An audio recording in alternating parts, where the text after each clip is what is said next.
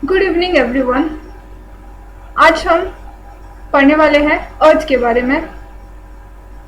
लेकिन इस वीडियो में हम लोग सोलर सिस्टम का, मैंने बताया था कि सोलर सिस्टम का कुछ पार्ट्स हम नहीं कर पाए थे पिछले वीडियो में, तो इस वीडियो में हम उसे भी इंक्लूड करेंगे। लेकिन पहले हम अर्थ को स्टडी करेंगे, उसके बाद जितना बाकी था सोलर सिस्टम का उतना भी हम लोग देख लेंगे। ठीक है, तो ये हमारा प्यारा सा अर्थ है, देख पा रहे हो सब कोई।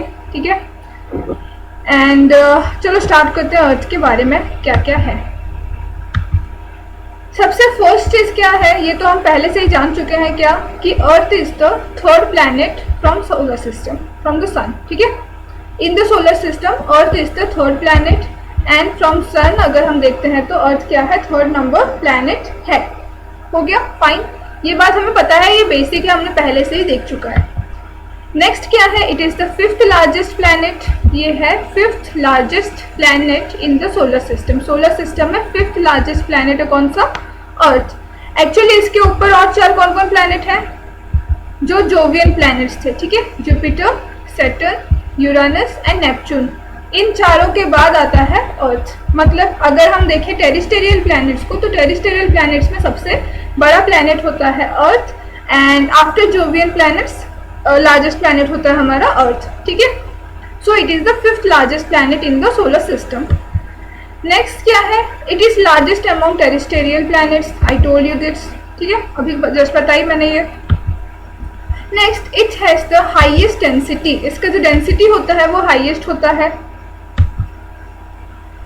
Currently only known location where life exist. ठीक है, it is the current known location were life exist. ये इकलौता लोकेशन है जिसके बारे में हमें पता है। Earth is the only planet where life exist, that's why it is also known as a unique planet.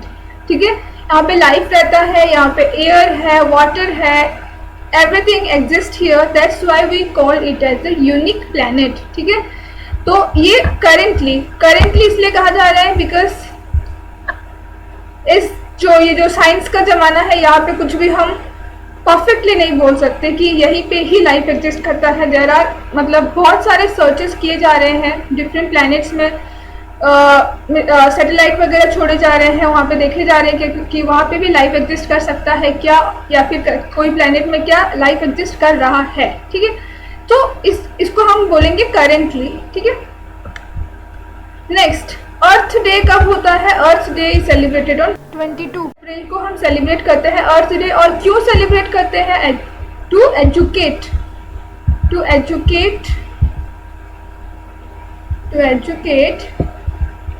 The youth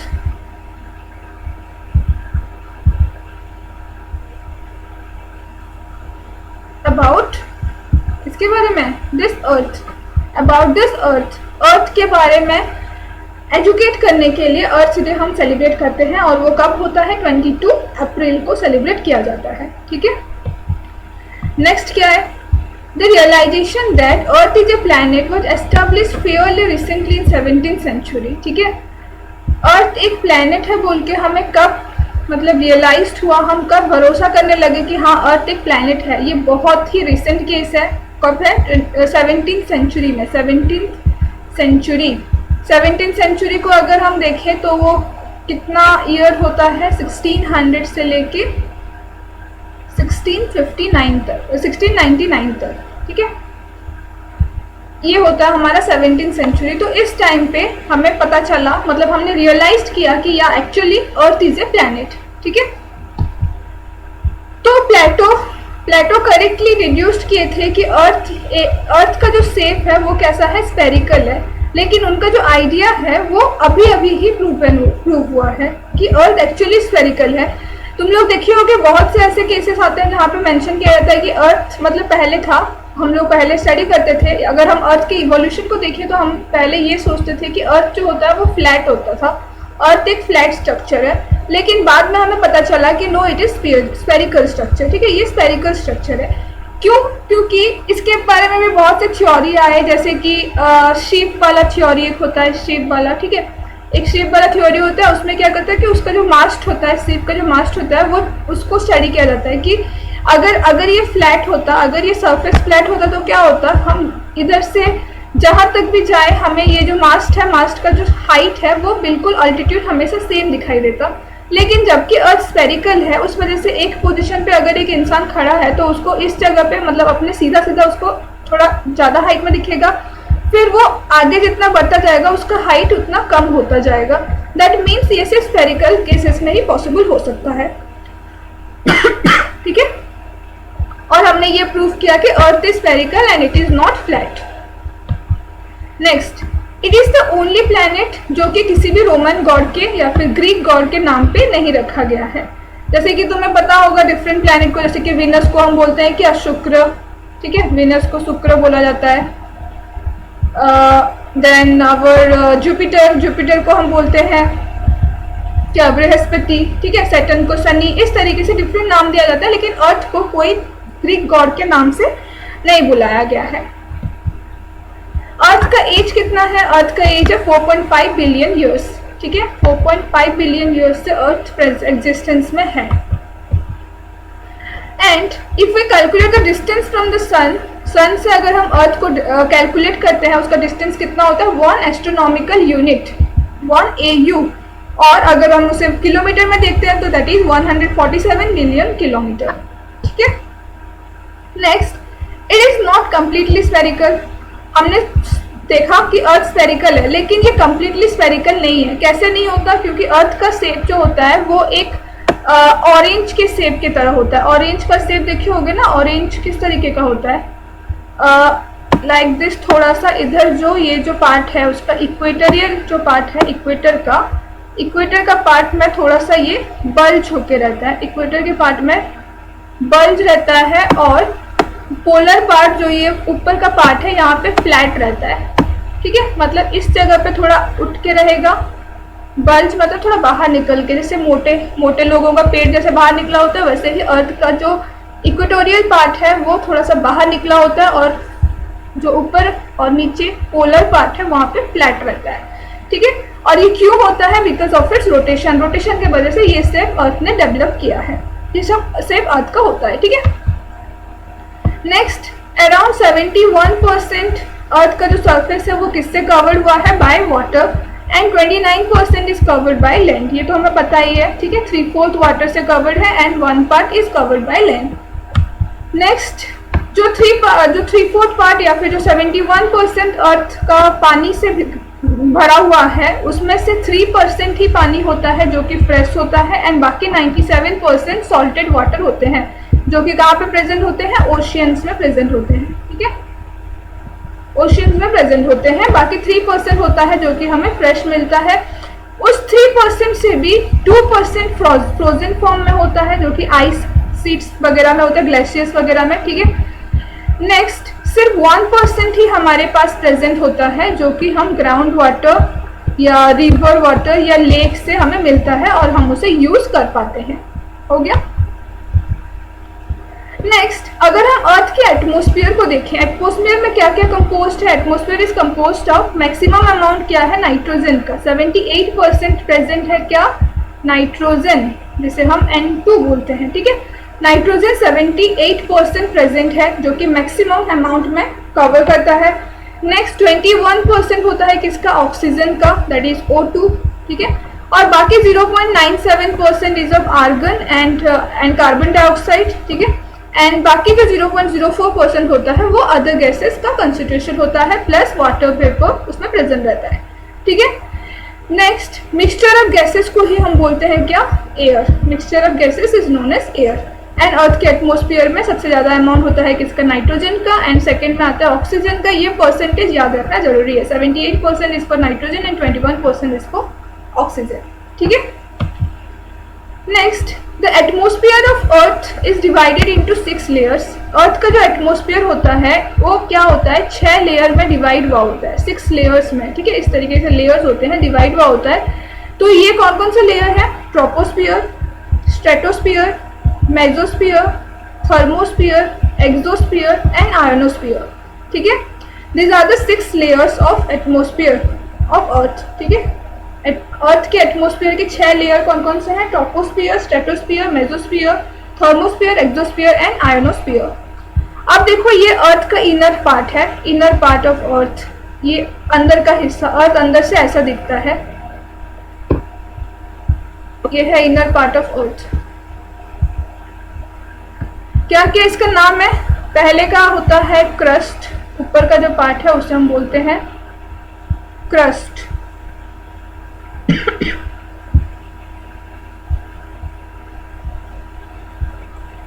ये जो हिस्सा है इसे बोला जाता है क्रस्ट, ठीक है। मिडिल जो पोर्शन है उसे हम बोलते हैं क्या? मेंटल।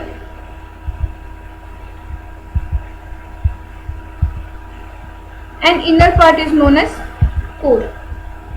इनर पार्ट को बोला जाता है क्या? कोर, ठीक है।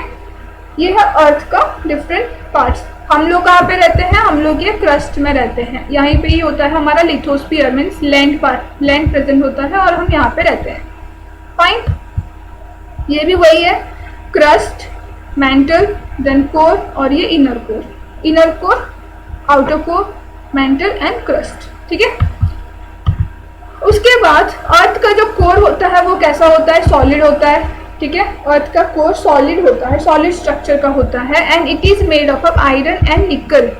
आयरन और निकल से बना होता है अर्थ का कोर, जो कि सॉलिड नेचर का होता है, सॉलिड नेचर का होता है, ठीक है। Next, earth has only one satellite. ये तो तुम्हें पता ही है, अर्थ का एक ही सैटेलाइट है, वो कौन सा है? That is the moon. And couple of temporal artificial satellites, ठीक है। आर्टिफिशियल सैटेलाइट्स बहुत सारे हम छोड़ते हैं, तो आर्टिफिशियल सैटेलाइट्स बहुत सारे प्रेजेंट है, लेकिन एक ही सैटेलाइट नेचुरल है, जो कि है क्या? मून। उसके बाद क्या है? अर्थ का जो एक्सिस होता है वो 23.5 डिग्री में वो क्या होता है? टिल्टेड होता है। अगर तुम ग्लोब देखे होगे, अर्थ का ग्लोब देखे हो ना, ग्लोब किस तरीके से होता है? इस तरीके से थोड़ा टेढ़ा होकर रहता है। तो ये जो टेढ़ा पोर्शन होता है, ये टेढ़ा पोर्शन ये क्या होता है? यही है तुम्हारा 23.5 डिग्री में ये टिल्टेड होकर रहता है, ठीक है। 23.5 डिग्री में टिल्ट मतलब टेढ़ा होकर रहता है, ठीक है। अर्थ एक रोटेशन कंप्लीट कितने घंटों में करता है? 23.9 आवर्स में, ठीक है। कंप्लीट 24 आवर्स नहीं होते, 23.9 आवर में वो अपना एक रोटेशन कंप्लीट करता है। रोटेशन मतलब क्या? अपने चारों ओर घूमना। देन एक रिवॉल्यूशन वो अपना कंप्लीट करता है, या फिर एक ऑर्बिट कंप्लीट करता है कितने में? 365.25 डेज में, ठीक है। 365.25 डेज में वो अपना एक रिवॉल्यूशन, दैट इज सन के चारों ओर, वो 365.25 डेज में कंप्लीट करता है, और अपने चारों ओर का रोटेशन 23.9 आवर्स में कंप्लीट करता है। उसका जो रोटेशन होता है अर्थ का, वो कहाँ से कहाँ होता है? फ्रॉम वेस्ट टू ईस्ट, ठीक है। वेस्ट टू ईस्ट होता है, एंड दैट्स व्हाई हमें हमारा जो सूरज, जो सनराइज होता है वो होता है ईस्ट टू वेस्ट, ठीक है। हम लोग मूव करते हैं वेस्ट टू ईस्ट, इस वजह से हमें सूरज दिखता है from east to west. East से सनराइज होता है एंड वेस्ट में क्या होता है? सनसेट होता है। देन यहाँ पे मैंने बताया कि इसका जो ऑर्बिट होता है ये 365.25 डेज में होता है, ठीक है। तो बाकी ये जो 25 डेज है, ये 25 हमेशा जो 25 जो डेट्स होते हैं, डेज है, इसको क्या किया जाता है? 4 साल मिलाया जाता है 4 ईयर्स तक। 4 ईयर्स में इसको कंबाइन करके एक साल में उसे दे दिया जाता है 366 डेज, जो कि होता है हमारा क्या? Leap year, that is the leap year, ठीक है। 366 डेज का कंप्लीट होता है। यहाँ का 2525 4 साल तक काउंट करके 4 साल में मिला दिया जाता है, और उसे एक कंप्लीट डे बना दिया जाता है। अर्थ का जो ऑर्बिट होता है वो एलिप्टिकल फॉर्म में होता है, ठीक है। एलिप्टिकल ऑर्बिट अर्थ का प्रेजेंट होता है। Next, earth's magnetosphere act as a shield against the cosmic और सोलर पार्टिकल रेडिएशन, ठीक है। अर्थ होता है, अर्थ के चारों तरफ एक मैग्नेटोस्फीयर प्रेजेंट है, मैग्नेटिक इफेक्ट शो करता है, जिसके वजह से कि ये एक शील्ड, एक प्रोटेक्शन की तरह काम करता है। किससे? सोलर रेडिएशन और बाकी जो कॉस्मिक रेडिएशन है उनको उनके रेडिएशंस को ना पहुंचने देने के लिए। In the 16th century, Polish mathematician astronomer Nicolaus Copernicus created the heliocentric model of the solar system. अब हेलियोसेंट्रिक मॉडल क्या होता है? हेलियोसेंट्रिक मॉडल सबसे पहला चीज क्या याद रखना है कि हेलियोसेंट्रिक मॉडल किसने दिया था? वो दिए थे कौन? निकोलस कोपरनिकस ने। अब ये होता क्या है? दिस मीन्स कि सन है, ठीक है, सन प्रेजेंट है एंड सारे जो प्लैनेट्स होते हैं वो सन के चारों ओर ऑर्बिट करते हैं। लेकिन पहले हम लोग क्या सोचते थे, हम लोग अर्थ सेंट्रिक मॉडल स्टडी करते थे, ठीक है, जियोसेंट्रिक मॉडल स्टडी करते थे, जियोसेंट्रिक। अब वो क्या था, जियोसेंट्रिक का मतलब होता है कि पहले जमाने में लोग यही सोचते थे कि सारा जो प्लैनेट है इंक्लूडिंग द सन इटसेल्फ वो क्या करता है, अर्थ के चारों तरफ घूमता है, ठीक है, सारे के सारे अर्थ के चारों तरफ घूमते हैं बोल के हमने क्या किया था, हम ये मानते थे। लेकिन बाद में निकोलस कोपरनिकस ने ये फाइंड आउट किया कि ये गलत है, अर्थ के चारों ओर कोई नहीं घूमता, हम लोग सबके सब किसके चारों ओर घूमते हैं, हम लोग सबके सब सन के चारों ओर घूमते हैं, and that is known as heliocentric model, ठीक है। नेक्स्ट अब अर्थ के बारे में उतना ही देखेंगे, अर्थ के बारे में बाकी जितना बचेगा हम नेक्स्ट वीडियो में देखेंगे, उसको कवर करेंगे, ठीक है। अब हम देखते हैं सोलर सिस्टम का जो कुछ पार्टिकल्स बच गए थे, कुछ के बारे में हमें जानना था, उसके बारे में हम देखेंगे अभी। तो सबसे पहला चीज़ है क्या, एस्टेरॉइड, और ये है तुम्हारा एस्टेरॉइड, ये है एस्टेरॉइड, ठीक है। एस्टेरॉइड कुछ इस तरीके से दिखता है। सो एस्टेरॉइड्स को हम क्या बोलते हैं, asteroids are known as minor planets, these are known as minor planets, ठीक है। नेक्स्ट लार्जर एस्टेरॉइड्स को बोला जाता है क्या, planetoids, larger asteroids are known as planetoids. These are of different type के एस्टेरॉइड मिलते हैं, जैसे कि सी टाइप में कार्बन रिच होता है, एम टाइप में मेटेलिक कंपोजिशन ज़्यादा होते हैं, और एस टाइप में सिलिकेट ज़्यादा होता है। सिलिकेट का मतलब स्टोन पार्टिकल ज़्यादा होता है, ठीक है, स्टोन पार्टिकल्स ज़्यादा होते हैं। नेक्स्ट लार्जेस्ट एस्टेरॉइड कौन सा है, सिरियस, जिसे वो भी एक ड्वार्फ प्लैनेट में ही इंक्लूड होता है, ठीक है। एस्टेरॉइड डे भी हम सेलिब्रेट करते हैं, और वो कब है, 30 जून को हम सेलिब्रेट करते हैं एस्टेरॉइड डे, जो कि डिक्लेयर किया था किसने, यूएन मतलब यूनाइटेड नेशन के द्वारा डिक्लेयर किया गया था कि एस्टेरॉइड डे सेलिब्रेट होगा कब, ऑन 30 जून। एंड ऑब्वियसली हम कोई भी डे सेलिब्रेट तभी करते हैं जब हम उसके बारे में लोगों को एजुकेट करना चाहते हो, उसके बारे में लोगों को बताना चाहते हो, तब हम उसके मतलब आइदर बताना चाहते हो या फिर हम उसके लिए अवेयरनेस क्रिएट करना चाहते हो, उसी टाइम पे ही हम किसी पर्टिकुलर चीज़ का क्या करते हैं, डे सेलिब्रेट करते हैं, ठीक है। नेक्स्ट ये क्या है, दीज आर कॉमेट, ये एक कॉमेट है, ये एक कॉमेट है, ठीक है। सो ये जो कॉमेट होता है ये क्या होता है, IC small solar system body, ठीक है, आइस से बना होता है, छोटा बॉडी होता है जो कि सोलर सिस्टम में प्रेजेंट होता है। And when passing close to sun it warms and begin to release gases which is known as out gassing, ठीक है। जब ये सन के पास आ जाता है, तब वो क्या होता है, मतलब ये सन है, ठीक है, जब ये कॉमेट सन ये हमेशा सन के चारों ओर ऑर्बिट करता रहता है, लेकिन एक एक पोजीशन आता है जब ये पास आ जाता है, उस टाइम पे वो वार्म होकर गैस रिलीज करना स्टार्ट करता है, जिस प्रोसेस को हम बोलते हैं क्या, outgassing. Next it produces visible atmosphere और coma and sometimes a tail also, ठीक है। अब जब वार्म अप हो जाता है, गैस रिलीज करता है, उस टाइम पे वो क्या करता है, विजिबल एटमॉस्फेयर प्रोड्यूस करता है, और कभी कभी एक टेल प्रोड्यूस करता है। देख पा रहे हो कि ये है उसका टेल, यहाँ पे भी टेल प्रेजेंट है, ठीक है। Next it is composed of loose collection of ice, dust and small rocky particles, fine. Next है हमारा क्या, मिटियोर, एंड ये है तुम्हारा मिटियोर, ये कॉमेट है, ये मिटियोर है, दोनों के बीच में कंपैरिजन के लिए ये फोटो दिया गया है, ठीक है। ये meteor and this is comet. So meteor are small rocky और मेटेलिक बॉडी, कॉमेट था क्या, icy dust particles, but meteors are rocky और मेटेलिक बॉडी, ठीक है, जो कि आउटर स्पेस में प्रेजेंट होता है। And it is significantly smaller than asteroids, asteroid से काफ़ी छोटा भी होता है meteors. And it is also known as shooting star, shooting star का मतलब क्या है, टूटता तारा, मूवी वगैरह में देखे होगी टूटता तारा, जिसे देख के विश मांगते हैं, तो वही टूटता तारा होता है क्या, दिस मिटियोर, ठीक है। नेक्स्ट मिटियोराइट, मिटियोराइट क्या होता है, it is a portion of meteoroid or asteroid that survives its passage through the atmosphere and hits the ground without being destroyed, ठीक है। मेटेराइट क्या होता है, एक एस्टेरॉइड का ही एक पार्टिकल होता है जो कि टूट गया होता है, ठीक है। मतलब एटमॉस्फेयर में क्या होता है कि एक पार्ट उसका टूट के अलग हो गया होता है, या फिर मीटेरॉइड का एक पार्ट होता है जो कि टूट के अलग हो गया होता है और वो एटमॉस्फेयर में आता है एंड एटमॉस्फेयर में वो घूमते घूमते फिर कहीं पे जाके टकरा के फिर से गिर के डिस्ट्रॉय हो जाता है, उससे हम बोलते हैं मीटेरॉइड। अब देखते हैं एक इन्फोग्राफिक, ठीक है, जिसमें कि हमें थोड़ा सा अच्छे से पता चलेगा कि इन सारे के बीच में क्या क्या डिफरेंसेस है और क्या क्या हैं ये सारी चीज़ें, ठीक है। तो पहला जो दिखाया है ये है हमारा कॉमेट, इसका टेल भी प्रेजेंट है ये कॉमेट, ठीक है। So it is chunk of ice, अभी हमने पढ़ा, rock originating from outer solar system and जो कि उसके पास एक कोमा एंड टेल प्रेजेंट होता है, ठीक है।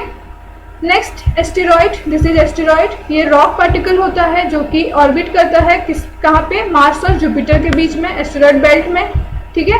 और कभी कभी ये अर्थ की तरफ भी बाउंस कर जाता है। ये वाला है तुम्हारा मीटेरॉइड, ठीक है।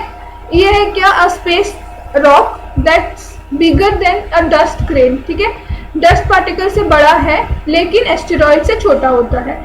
और ये अर्थ को जब ये स्ट्राइक कर जाता है, ठीक है, ये अर्थ को जब स्ट्राइक कर जाता है तब उसका नाम होता है क्या, मीटेरॉइड। जब ये अर्थ को स्ट्राइक करता है तो उसका नाम होता है मीटेरॉइड, जब तक ये एटमॉस्फेयर में तब तक उसको बोलेंगे हम मीटेरॉइड। ये है मीटियोर्स। मीटियोर क्या है, the streak of light seen when a space rock enters the atmosphere and start burning, ठीक है। मीटियोर क्या होता है, जब ये जो रॉक पार्टिकल है ये अर्थ के एटमॉस्फेयर में आ गया, जब एटमॉस्फेयर में आने के बाद वो जलना शुरू कर देता है और स्टार की तरह दिखाई देता है, ठीक है। इस वजह से हम उसे बोलते हैं क्या, फॉलिंग स्टार और शूटिंग स्टार, ठीक है। नेक्स्ट है मीटेराइट। मीटेराइट है क्या, अब if A meteor doesn't entirely burn up, जब वो कंप्लीटली बर्न अप नहीं होता और हमारे जो अर्थ के लैंड में क्या होता है, स्ट्राइक करता है और फिर डिस्ट्रॉय हो जाता है, उसे हम बोलते हैं मीटेराइट। सो आज के लिए इतना ही, नेक्स्ट वीडियो में हम आगे देखेंगे और क्या क्या होगा, ठीक है। Thank you.